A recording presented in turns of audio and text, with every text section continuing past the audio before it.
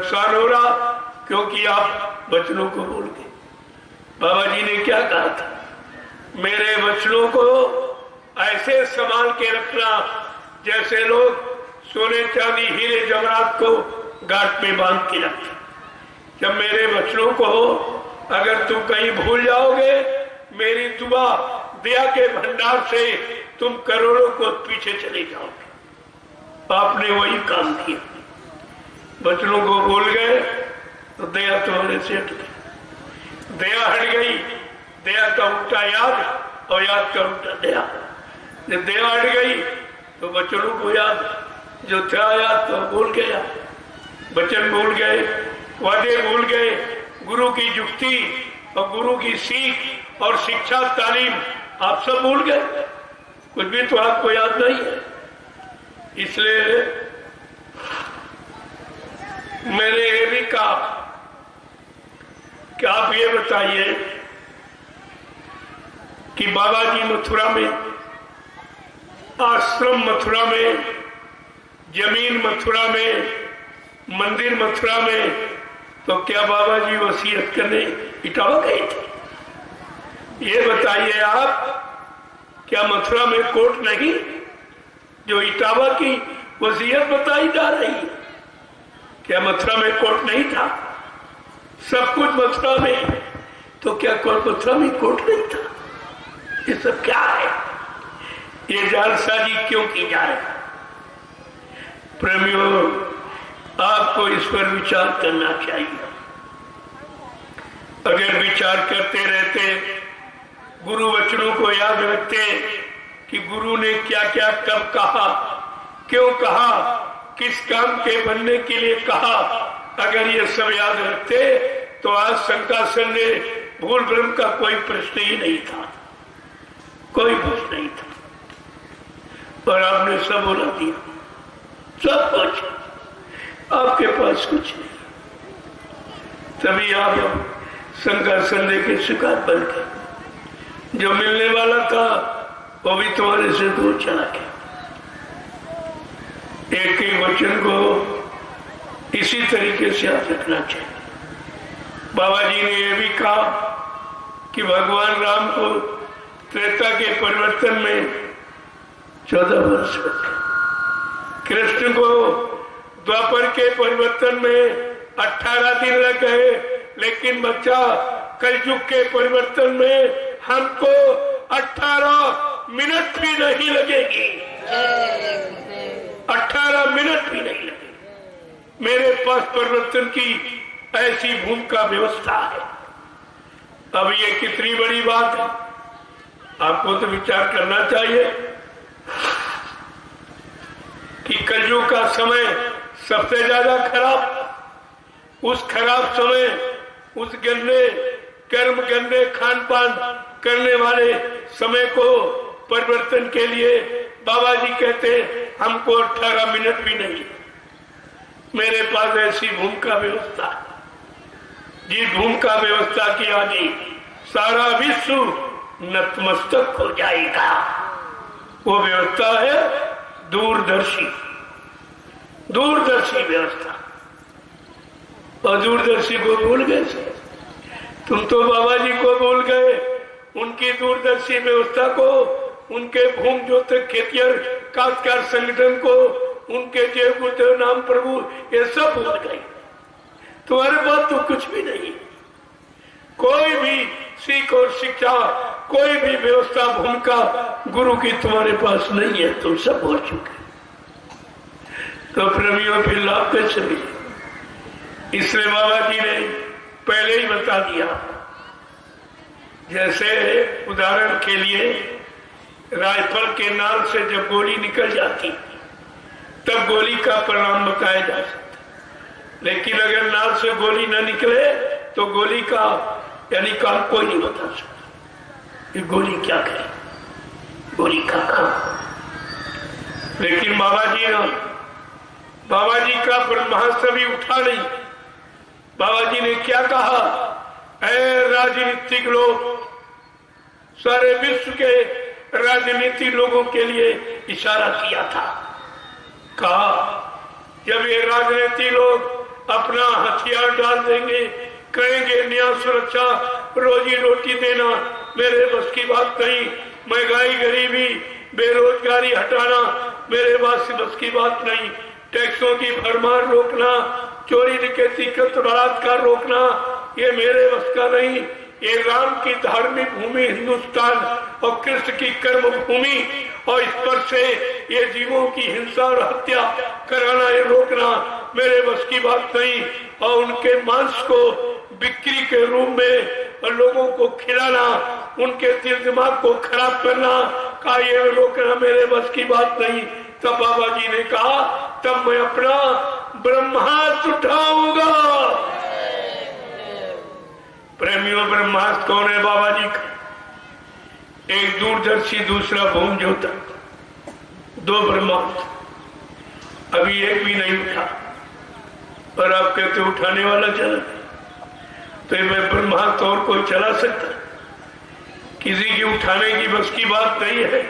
जैसे अजगो धनुष को वो शक्ति राम के सिवा कोई नहीं उठा पाई जो परिवर्तन करने आई थी। इसलिए ये जो ये दुख का क्लेशों का, महंगाई गरीबी का, बेरोजगारी का, मारकाट हिंसा चोरी डकैती कत्ल बलात्कार के धनुष कौन उठा के तोड़ेगा? ये कौन तोड़ेगा? तो बाबा जी ने क्या कहा था जरा सुन लीजिए, कोई बताएगा नहीं आपको। कहा था जब मेरा ब्रह्मास्त्र उठेगा तो क्या काम करेगा? दूरदर्शी आएगी, धरा पर सतयुग लाएगी, दूरदर्शी का पैगाम हर बच्चे को देगी काम। दूरदर्शी का उद्देश्य विश्व गुरु हो भारत देश, दूरदर्शी का संकेत 100 मन बीघा देंगे खेत। देखिए कितना बड़ा, और दूरदर्शी का उद्देश्य विश्व गुरु हो भारत देश, ये उद्देश्य। आपको ये सोचना चाहिए ये नेपाल भारत ही है, जहां बैठे ये भारत भूमि है। ये तो बंटवारे में हिस्सा इधर दे दिया गया, तुम भारत भूमि पर ही बैठे, और ये संदेश भारत भूमि पर हो रहा है क्योंकि भारत भूमि पर शाकाहारी लोग, बाकी भूमियों पर नहीं। यदि अब नेपाल हिंदू राष्ट्र घोषित है लेकिन हिंदुत्व की भावना कुछ नहीं है। शराब और कबाब में इतने लिप्त हैं, इतना मछली का मांस यहाँ खाया जाता, इनको ये नहीं मालूम कि कबीर साहब ने क्या कहा, मीन मांस जो करे हरा और 64 जन्म गिद्ध उतारा। जो मछली के मांस का भोजन करता है उसको 64 जन्म गिद्ध का जन्म मिलता है। ये गिद्ध का जो मुर्दा मांस के सिवा कुछ खाने को नहीं मिलता, उसमें जन्म होता है। कितना बड़ा यानी मतलब इसका निराकरण है, कितना बड़ा इसका दुष्परिणाम है, लेकिन बेचारे कुछ जानते नहीं। वो कबीर को, नानक को, पलटू रविदास को क्या जाने, उनको संत वाणी न उनकी समझ में आती न वो जानती। तो इसलिए सब व्यवस्था आपके सामने आके खड़ी। जय गुरुदेव,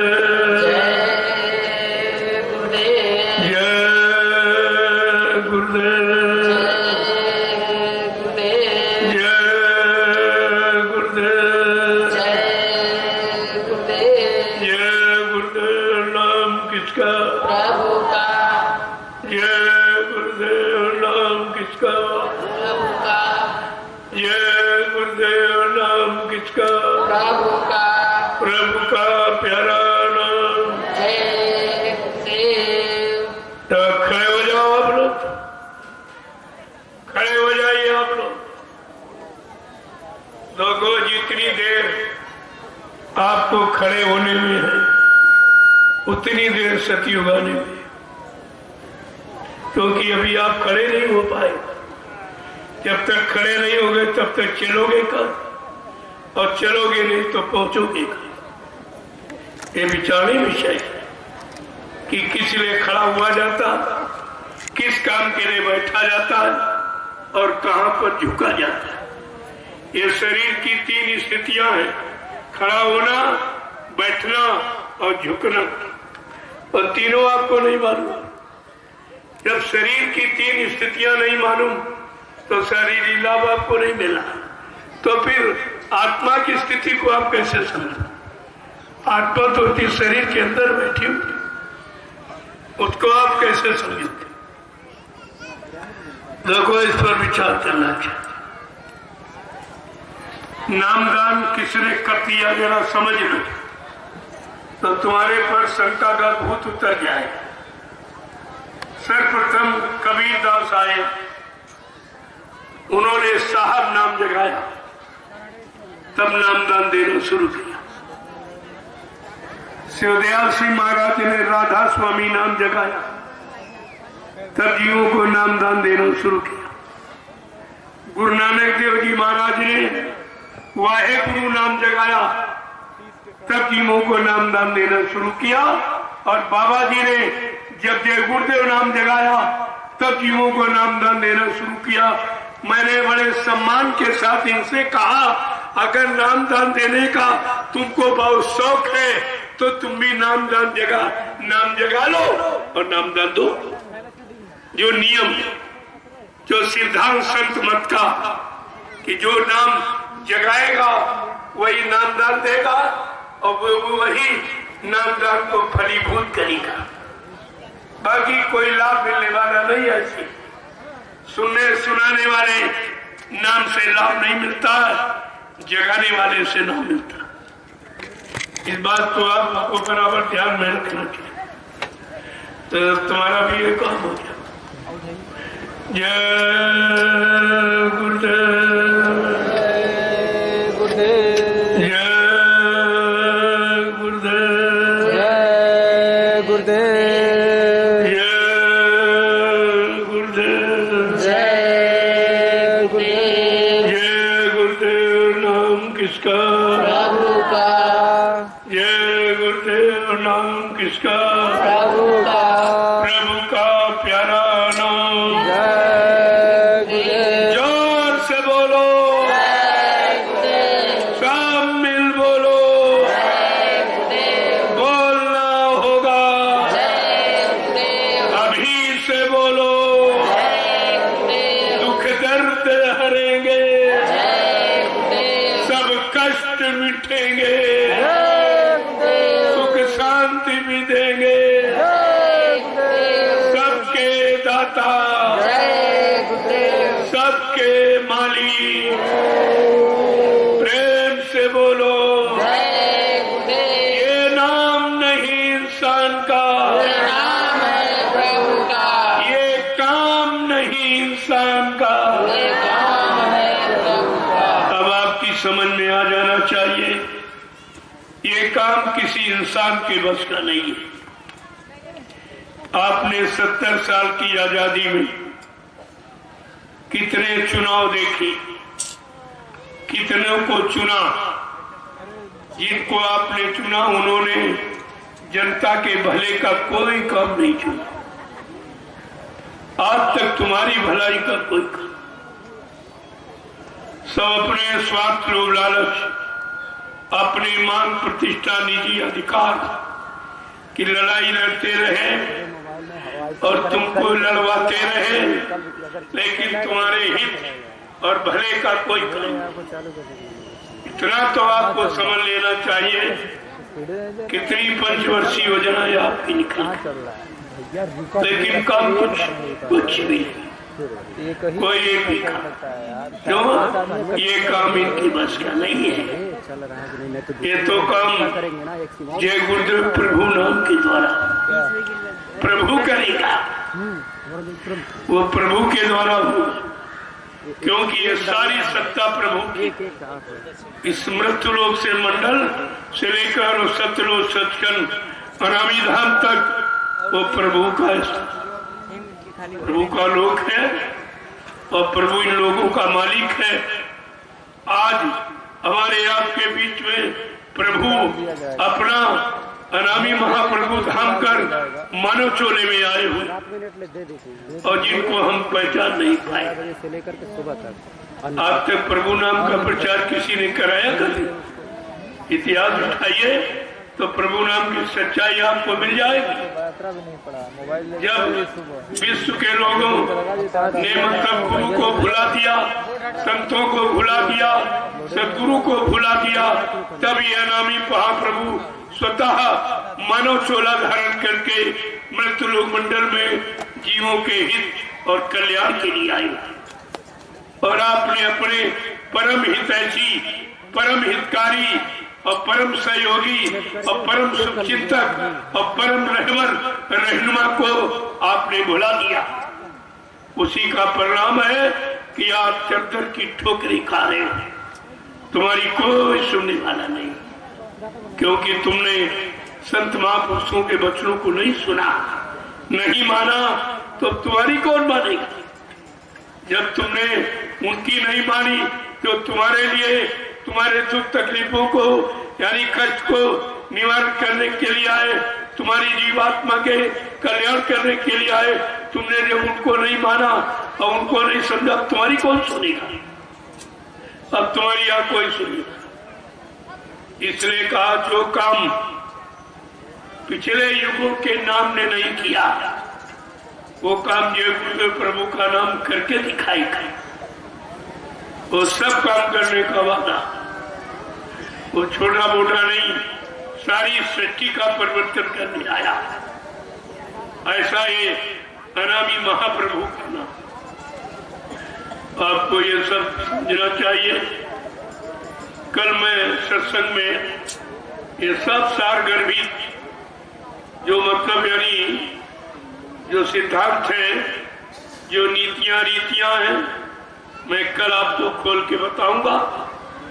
जब आप सुनेंगे तो आपकी समझ में आ जाएगा।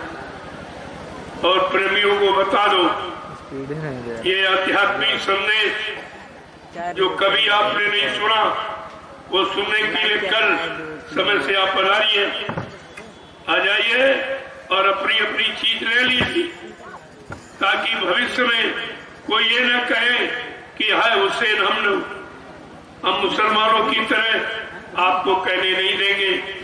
मैं आपकी नगरी में इसी काम के लिए आया हूँ। मेरा अपना कोई निजी स्वार्थ नहीं, किसी तरह का कोई स्वार्थ, कोई लोभ लालच चाहते नहीं। केवल सतगुरु की अखंड वाणी का प्रसारण वायुमंडल में हो जाए, ताकि वायुमंडल का प्रदूषण ये समाप्त हो जाए। जो कुदरत नाराज है, इसकी नाराजगी खत्म हो जाए। लेकिन जब आप कोई प्रयास नहीं करोगे तो वो तो नाराज है और वो कुछ करना चाहती है, और कुदरत का काम तुम्हारे हित में नहीं होगा। वो तो उथल पुथल, वो इस तरह से विनाशकारी लीला कर देगी, सारी बड़ी व्यवस्था तुम्हारी एक सेकंड में ध्वस्त हो जाएगी। तो और कुछ होने वाला था, लेकिन वो रुक गया। जय गुरुदेव, जय गुरुदेव। अब आप लोग हमारी एक प्रार्थना स्वीकार करें कि आप भजन करें। भजन कलयुग में ये पूजा, कलयुग में शारीरिक इंद्रियों की पूजा नहीं है, कलयुग में आत्मिक पूजा। आत्मा परमात्मा से, अरे जब सामने जाएगी तभी तो पूजा करेगी परमात्मा। और इस मनुष्य पोल में बेचारी बैठी कितनी दूर है अपने मालिक से, तो प्रार्थना करे तो कैसे करे? इसलिए महापुरुष कहते हैं इसको निकालो और इसको घर पहुंचाओ, अपने पिया प्रीतम मालिक के सामने पहुंच जाएगी, तब सब तरह की प्रार्थना करेगी। इसलिए आत्म पूजा आप सब लोग भजन करो, क्यों कलयुग में और कोई पूजा नहीं। जो जड़ पूजा आपने आज तक की, उसका कोई लाभ आपको नहीं मिला। और कुदरत ने इसीलिए आपको फैसला दिया, इस कोरोना काल में कुदरत ने आपको फैसला दिया, लोगों ने ये सिद्ध कर दिया कि जितने धार्मिक स्थल इन सब में ताले लगा दो। मंदिर में, मस्जिद में, गिरजाघर, गुरुद्वारों, धर्म स्थलों में ताले लगा दिए। क्या कभी ऐसा हुआ है? किसी युग में भी ऐसा नहीं हुआ कि जो धर्म स्थल इनमें ताले लगा दिए जाए। ये तो कभी नहीं हुआ और कुछ हुआ भी नहीं। ये सब उजारी पुजारी सब सोचते रहे जिन्होंने ताले लगवाए या लगाए उनका सर्वनाश हो जाएगा। अरे मैंने कहा उनको तो जुकाम बुखार तक नहीं हुआ, कुछ नहीं। क्यों? ये जड़ है, ये जड़ता को सिद्ध कर दिया। और 750 वर्षों में संत बराबर इसी जड़ता को चेतनता में बदलने का प्रयास कर रहे हैं। और जड़ की बात कह रहे तो ये कहते ये महात्मा विरोध करते और तुमको जड़ में फंसा दिया था। कागज पत्थर पानी में सब फंस गए। हकीकत जानी नहीं, समझी नहीं, कोई मिला नहीं। ये बताओ जिसकी पूजा की वो मिला आपको? जिस नाम की पूजा की, जिस नाम का उच्चारण करते हो, आज तो कोई ब्रह्मा विष्णु महादेव आपको मिले, कोई राम कृष्ण मिले, कोई खुदागार। अरे भाई कुछ मिला? कुछ नहीं। फिर ये कैसी पूजा?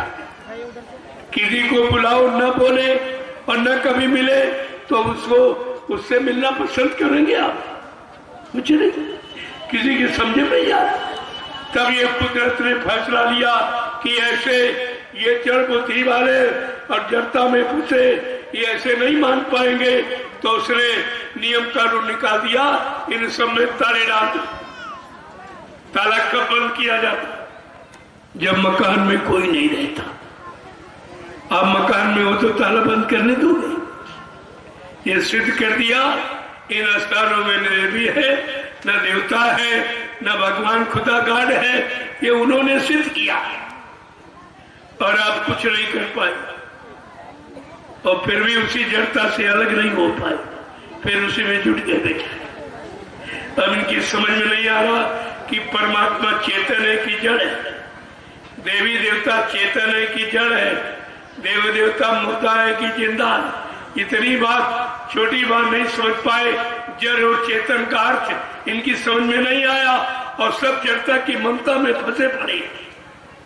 अपने को बुद्धिमान कहते, अपने को भक्त कहते। अरे भक्ति किसकी कर रहे हो?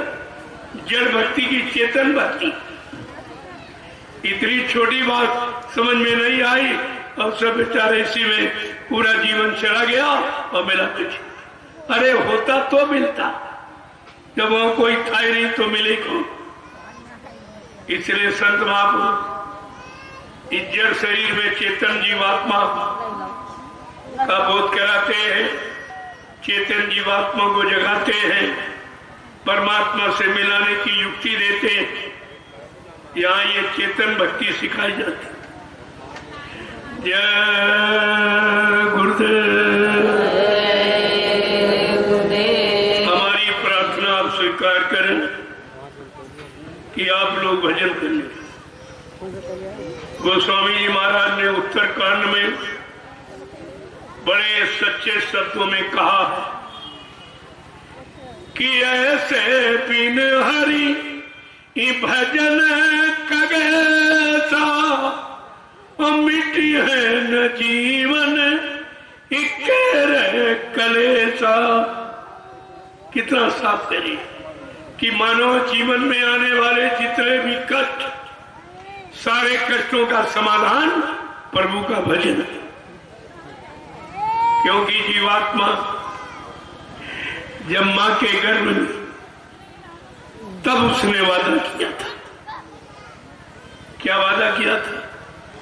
कि अब प्रभु कृपा करो यही बाती और सब तजी भजन करबू तीन राती।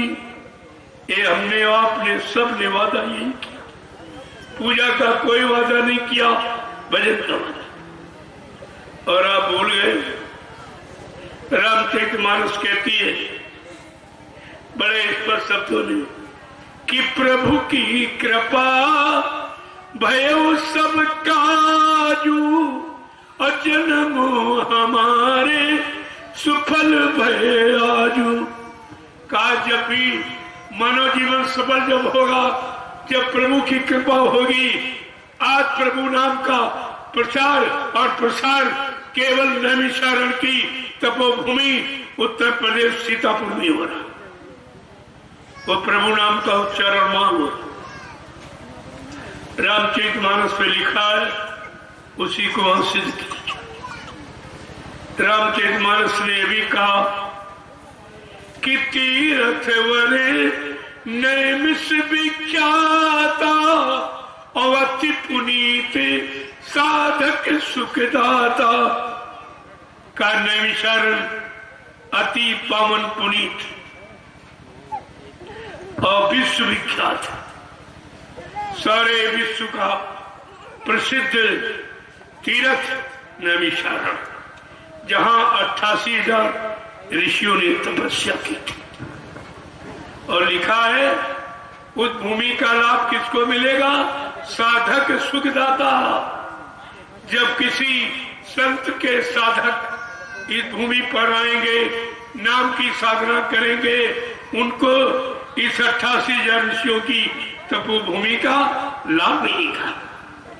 आज ऐसे नहीं, वहां व्यवस्था बना दी अपने मन से, जो लिखा है उसी के अनुसार। जब 1997 में गुरु पूर्णिमा का कार्यक्रम उसी नैमिषारण्य में गोमती के तट पर हुआ था, बाबा जी ने क्या कहा था? आखिरी दिन कहा, बच्चा ये 88,000 ऋषियों की तपोभूमि, यहीं से सतयुग के अंकुरन निकलेंगे। तो अंकुरन क्या आसमान में निकले? सबका आधार जमीनें तो है।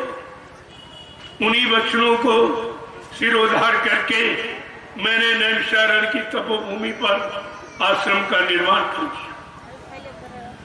प्रेमियों के लिए एक व्यवस्था हो गई, गुरु परिवार के रहने के लिए, सत्संग सुनने के लिए और साधन भजन करने के लिए व्यवस्था बना दी।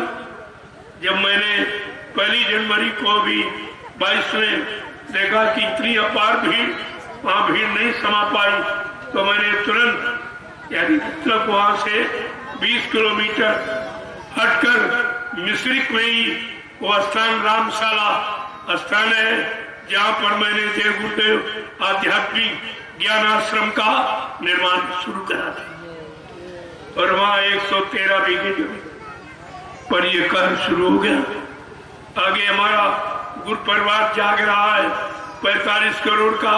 अगर ये सब पहुंच जाए तो मैं कहां बैठा लूं? मैं जो भी कर रहा हूं गुरु परिवार का, मैं और कोई काम नहीं, अपने लिए तो कुछ नहीं, ना कभी मांगा और ना मैं मांगूंगा। हमारे लिए एक झोपड़ी पर्याप्त है, वो बनी हुई है, मैं उसी झोपड़ी में रहता हूँ। कभी यहाँ कभी वहाँ, आज आपके यहाँ आ गया, कल वहाँ मतलब बस्ती में, इसके बाद महाराजगंज में, ये सब जगह जगह कार्यक्रम बराबर होते रहते हैं। ये जानकारी गुरु सिद्धांतों की, गुरु वचनों की मैं प्रेमियों को कान तक पहुंचाता रहता हूँ। मेरा और कोई काम नहीं, कोई एवं सेवा लेना ये मेरा काम, कोई लोभ लालच कोई सामान में लेके कर, मुझको इसकी जरूरत नहीं है। जो भी करूंगा अपने गुरु परिवार के लिए करूंगा। अगर गुरु परिवार के सदस्य हो और गुरु को अपना मानते हो तो आपको भी इस काम में सहयोग करना चाहिए। कभी गुरु का काम हो, अरे राम भक्त जहां का कहीं का हो, जान पहचान भी नहीं, राम भक्त के नाम पर सब एकजुट हो जाते।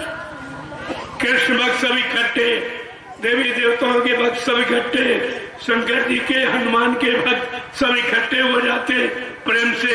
लेकिन बड़े अफसोस के साथ हमको आज कहना पड़ा कि हमारे गुरु भक्त आपस में लड़ाई झगड़ा करते। इकट्ठा तो नहीं होते लेकिन लड़ाई झगड़ा करते। इकट्ठा होने में कितनी बाधाएं डालती, अरे तुम्हें गुरु वचनों के प्रसारण में सहयोग करना चाहिए। और ये गुरु भक्त ऐसे हैं कि गुरु वचनों के प्रसारण में और उत्साह उत्पन्न करती, तमाम पैसा शासन